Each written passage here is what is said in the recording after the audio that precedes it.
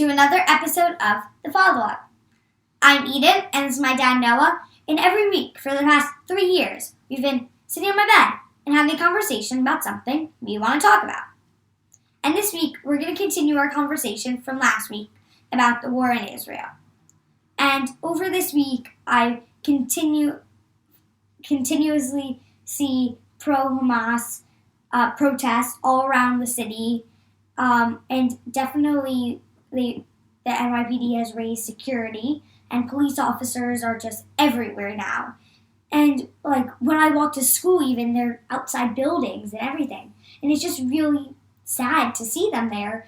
That now that something's happening somewhere else that should never be happening anyway or anywhere, now that we're all basically in danger, and that they have to all focus on just this and not really all these other things that are happening, and it has to just all be focused on this. Yeah, certainly things have changed around here in New York City. Yeah. You just see barricades up all over the place in different places, even after rallies like at the bus happen. stop from like a week ago, even.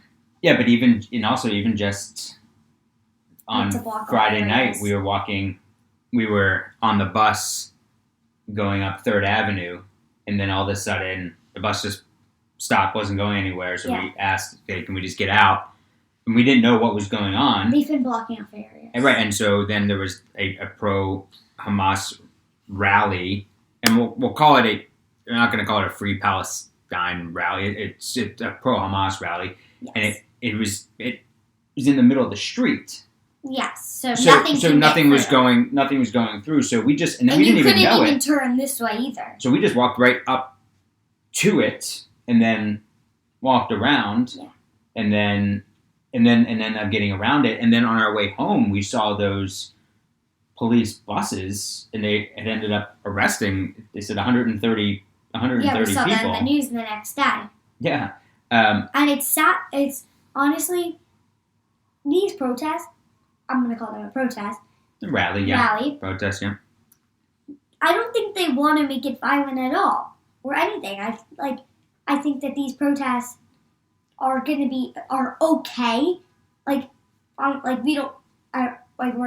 People aren't going to always support them, but they're okay if they stay safe. Yeah, I mean, but I still see it as I understand what you're saying.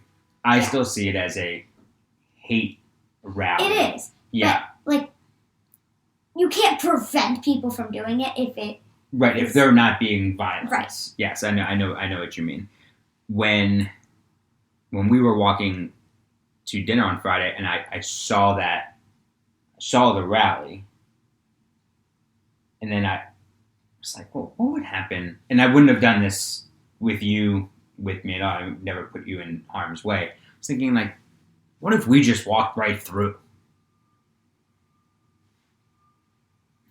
What would have happened? I don't know what would happen. I mean, I'm still having such a difficult time wrapping my head around the idea that these people think that the Hamas has their best interests in mind, and that they can't be free because of Israel, not this terrorist organization. No, it's like they think that Hamas has their back, but Hamas, like the Palestinians, but Hamas is using them as human shields so they don't get killed, but they can kill the Palestinians. It makes I don't know where this idea is coming from.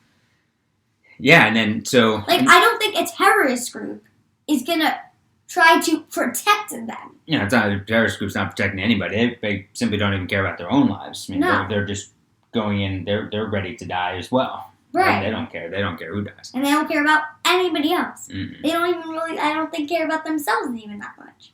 No, they don't. So you went to Hebrew school on Monday, and yeah, right. So you went to Hebrew school on Monday. Was there any talk about it at Hebrew school, or was it just, all right, we're here to learn, where you can of course, we've had other events where we've talked, where the rabbi and his wife, we all talked about it, that we talked about last week. But at Hebrew school, did it feel any different on Monday? No. Oh, good. It seemed like of course I was thinking about it, Mm-hmm. but it was more of a normal Hebrew school. Okay. And anyone? No one mentioned anything. And anyone? Anyone at school said anything to you? No. Okay. And I know at school, just in general in the past, with other current events topics, you've always been interested in the current events in the news, but you never bring it up with anybody else. No. Why is that? Any current event topic, not just this one. I don't know how to describe this. I feel like I'm just not that person that's just not gonna do that. I don't understand. Like I'm not like. So if you're having a conversation with your friends, when I was a kid, I would say, "Hey, did you see this?" Or "Did you hear about this?" And then that's how the conversation starts, either yes or no, and then you go from there. I feel like also at school, there aren't certain people that I would talk about this to also. Okay. And also, I feel like I watch the news, I don't know what happens. Like, I don't know how to say this, but like. You watch the news, you see what happens. You don't have to have all the answers. Yeah. Yeah, you don't have to have all the answers. But we talk about it, but are you interested in talking about it with other kids? No. Oh, okay. Not You're not. really. Is it? It's like Is it those kids or just any kids?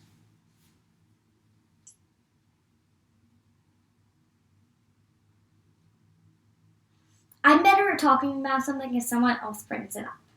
Because I don't know also if they know about it. Like, who knows if they watch the news? Right. So I'm saying I think that with friends of yours, maybe even the girls you went to camp with, okay? Probably more with the girls I go to camp. I do think it's important for you to find, that person or two that you can say, "Hey, have you seen this?" And not worry about if they say, "No, what are you talking about?" Because they're not going to say that to embarrass you to make you feel bad, but for you to be able to talk about it just with another person of your own age, to say, "Hey, did you hear about this, or did you see?" And if they say, "No, tell me about it," then you can talk about it. Now you've opened up someone else's eyes about something else. Yeah.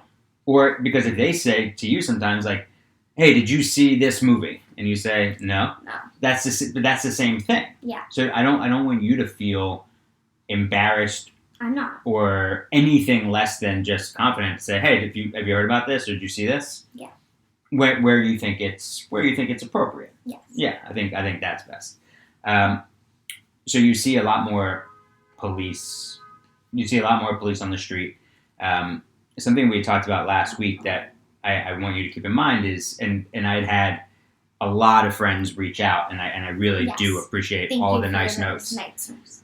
They made such a difference. Just hearing from friends to say that we're supporting you, we love you, we have your back, and then also the compliments about our conversation that say like this is helping me talk to my children about not just this, but anything difficult. Yeah, and that was really nice to hear. Yeah, and being able to open up to have those conversations, it means more than any of you could imagine.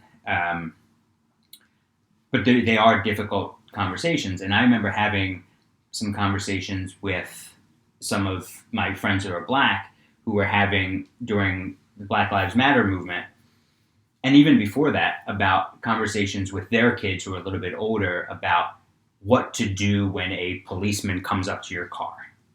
Like, not anything that I would ever have to have that conversation that serious with you, thinking, "Hey, you put your hands on the wheel, you say, you don't move until they say, you can go get your license and registration, you look someone in the eye, you're very respectful." It's just, even if you didn't do anything wrong, because that conversation, without it, could result in that black child being killed. And that's awful and unthinkable for me.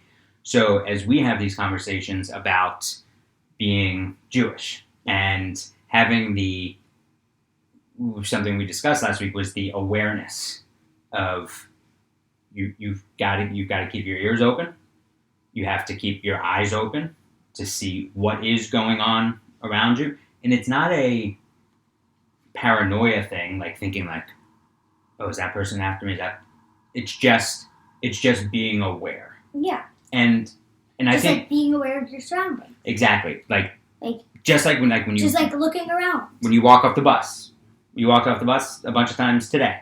First thing you did, as you stepped off the bus, you looked to the right and looked to the left just to see if there were bikers coming.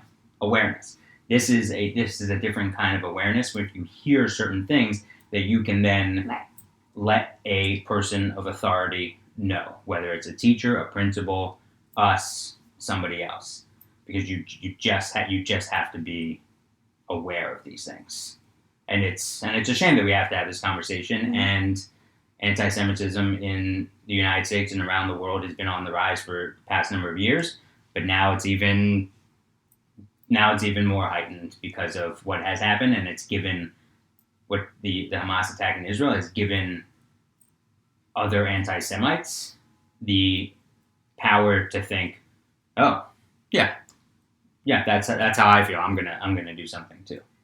Yeah, and which is so sad that this is what people think, and this is how, if they have, it's kind of like how you have to, if you want something, you have to, like, basically use your words to get it. Mm-hmm. But that these people think that now they have to use violence to get their word out. Mm-hmm. And it's like, there are so many other ways that you can do this. Like, this shouldn't even happen anyway. But there are so many other ways that you could do this, but this is the way that they think is best. Right. But in the end here, the terrorists and Iran in general will not stop. Like, words don't matter to them, only these actions. Yes. That's it. And everybody else is taking their cue from them. It's kind of like, oh, if they do this, now they're like controlled by them, kind of. They are. They do this, then I can do this. Yeah. If they think this, then I think this. And I'm very confused by anyone who won't speak out against anti-Semitism. Yeah, like I don't understand. Like, what is anyone afraid of to say? What happened in Israel with the Hamas, torturing, slaughtering, murdering, every single word for it in the most disgusting way imaginable. Just say that is not okay, and I am against that. Yeah. Like, what's wrong with that? I don't know, but how do people think that is acceptable? It's not. It's not. Like, I don't know how this processes through their mind as, yes, that is great. Me neither. Every single day, I think, when I see someone saying, well, yeah, but, well, no, like, I guess look at what happened. I guess if they think then this is okay, then it's okay that this happens to them then? It's an interesting way of putting it. Yeah, interesting way of putting it. All right, so stay alert, stay aware, and we're going to talk about anything and everything. And if you have other questions, because I don't know everything. Yeah, you don't I know don't everything. know everything. So ask questions and also allow yourself to let your feelings out, your emotions out, or let us know when you're actually thinking about this. Okay.